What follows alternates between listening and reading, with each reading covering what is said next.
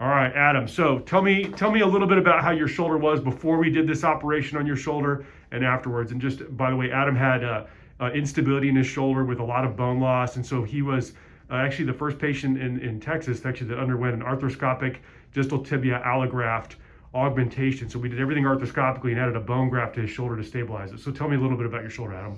Yeah, so before it was very loose. I always felt like it was going to come out, and it actually did several times. I dislocated it a bunch, but since the surgery, it's been great. I mean, my strength is back. I'm feeling a lot more confident. I can lift things over my head. I think the biggest thing is I'm not scared anymore that it's going to come out. And show me how high you can get that thing. Excellent. All right, and then this is the X-ray there, and that's this distal tibia that we did arthroscopically. So pretty cool. And you had a prior operation, correct? Yes, Yeah. I had one. I tore my labrum, I think, and that tore again when I dislocated it for a third time.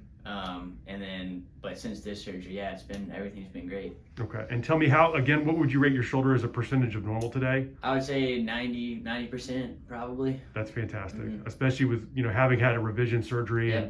and the problem you had, and we're only 6 months. I think it'll just keep getting better. So Mhm. thanks again, Adam. We Yeah, of appreciate it. course. Glad you're No doing well, problem. dude.